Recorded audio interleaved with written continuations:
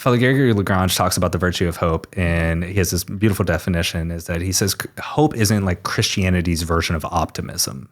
And it's like, that's so important, because I think that's how our society sees, like, I'm a hopeful person. Subjective driven kind of thing. Like, Yeah. I'm picking myself up by my bootstraps for no reason. I just hope it works out.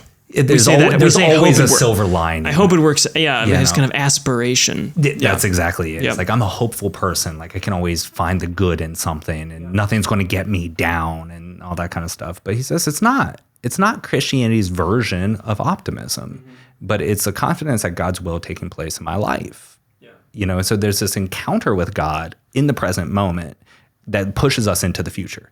That's saying like, okay, yeah, and you know, this is not against God's will. This is not destructive to me in this sense. So that allows me to then tend towards the future, tend to the future arduous good, which is God himself moving into that. But as we talked about, like, okay, what is this encounter with God then? Yeah.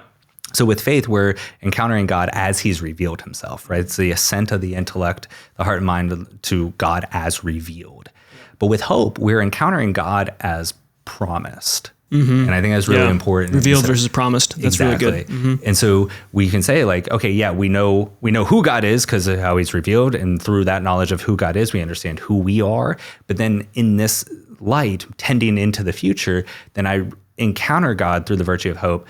And to counteract all this other poison that we just earlier discussed is God as promised. And so then that starts to bring up all these issues, right? The breach of trust, the aspects of despair and all of this. So it's like, oh, well, there's a God who promises himself to us. And then that gives me the ability to move into this future and to not be destroyed by all of that is behind us.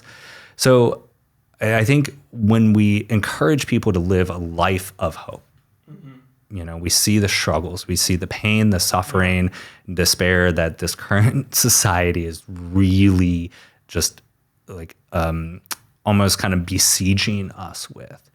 And I turn to a person and I sit down with a student in my office. I'm like, hey, you need to be more hopeful. You need to grow in hope. And they're like, what are you talking about? The thing that I always point them back to, and this is where we're kind of the main point of our episode today is going to be, I always tell them to go back to scripture and to find God as promised. Yeah. So what are those promises that the Lord makes to us? Because he makes them in his divinity, and so they're eternal, and he is faithful. He can't go back on those. He's not going to break those promises. Yes.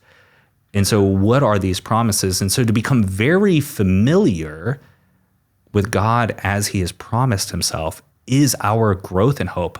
Because we can always remind ourselves, no, this is the truth. This is the reality that Jesus said, I'm going to go prepare a place for you. Yes. And then I'm going to come back and bring you to myself.